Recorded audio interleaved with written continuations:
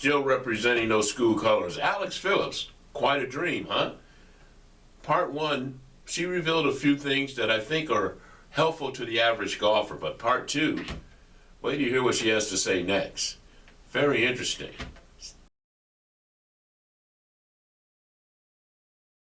My numbers are equivalent, so I can play those. Whereas I don't play the Precept Laddie. I don't play a Volvic just because they're not really built for the compression numbers that we have as top female long drivers and average male pros. Wow. Okay, if you could, I would really love it if you could sort of verbally walk me through your balls on the green, and it's your turn to putt. What is your pre-shot routine for putting? Brian has actually gotten me into basic aim point. I'm very good at reading greens for other people. I just have a hard time with my reads, and so we got into aim point, so I have that second opinion. So I'm able to read the greens myself and then walk them off and do the Adam Scott, the fingers and everything, which gives me the scientific approach to it rather than just it looks like it's going to break a cup. And so as long as both of those add up, it's very nice to have that backup. It's kind of like having a caddy to be like, oh, you see the same thing I'm seeing. I'm able to read it two different ways now. So that's my biggest thing, is being able to read it by eyesight, by feel, by look, and then read it by the scientific approach of aim point. And so I go through both of those processes, which has really improved my putting. My mom laughed at me the other day. It was the first time she'd seen me do the aim point. She goes, oh, you're doing that now. And then I went birdie, birdie, birdie. And she goes, okay, keep doing it. That's funny. That's cute. Well, what a way to convince your mom. Do you look at the cup at all? The rough edged half cup is rough and half cup is smooth. If the rough part of the cup is, when you're looking at it, is to your right and behind the cup, which way is that putt likely to break to you? You are definitely in Florida. Yes. Because that is something great. We don't have that out here. Whoa, really? That was actually a big thing. Last time I went to Texas, I kind of forgot about grain because I haven't played it in so long. Our greens we don't have that type of grass, so we don't have to do that kind of read. Obviously, when you start to play and stuff, you start learning all of that. How the cup, like you were talking about, how it's cut into the green, you're going to see it broken on one side versus the other, and how the putt will roll at the hole. Same thing with chipping. I had a hard time. My first tournament in Texas, I hit what I thought was a perfect chip, and it just stopped. And then the next hole, I hit the exact same chip, and it rolled out 30 feet. And I was like, what just happened? Well, it was up into the grain and down grain. And again, we just don't have that here. So that's something actually when I travel that I really have to focus on, because it's not something in my normal pre-shot routine to look at. Oh, wow. Because, interesting. West Coast girl over here does not deal with that very often. Dang. I should know that as much as I go west.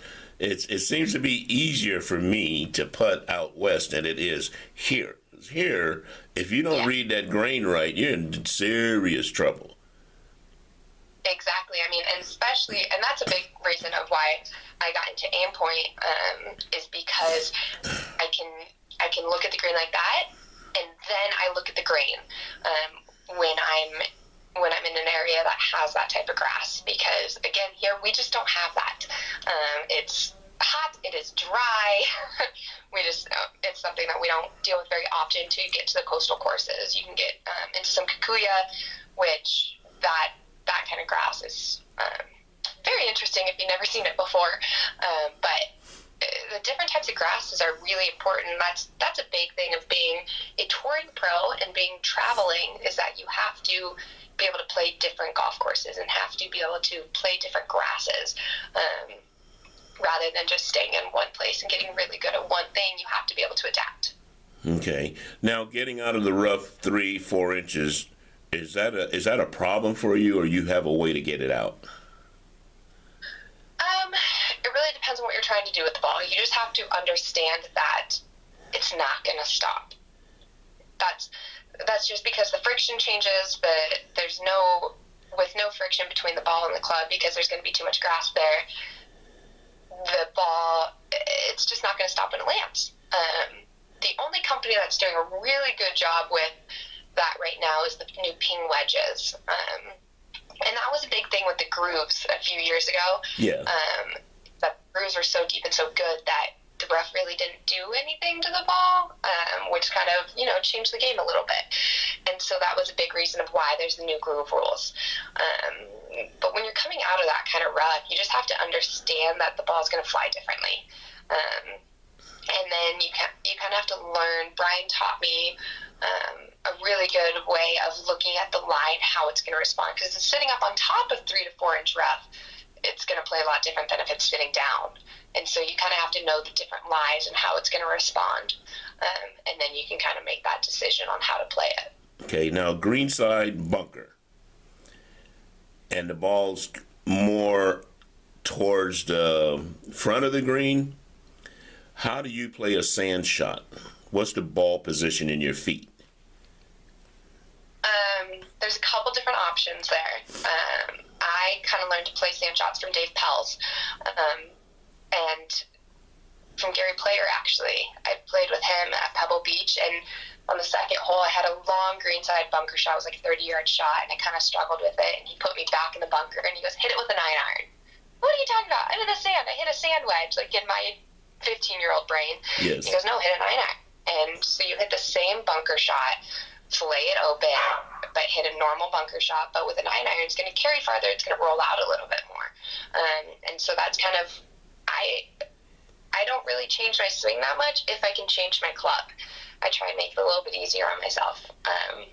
That's my biggest thing in golf, is try to make it easy, because we got 18 holes. You don't got to make it any harder. This is true. So now, as far as what I'm looking for is, are you looking an inch behind the ball in the sand, 2 inches on the ball? What's your eyesight?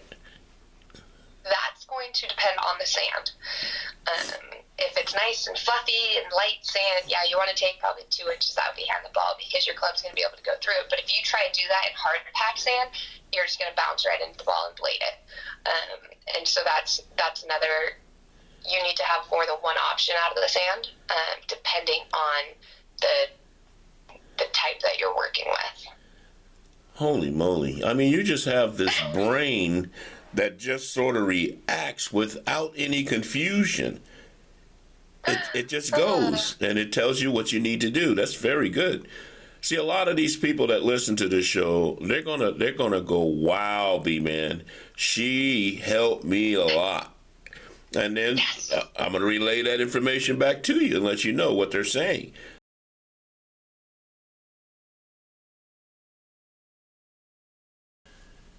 Well, I told you part 2 was going to be interesting, and now you see why. Alex Phillips.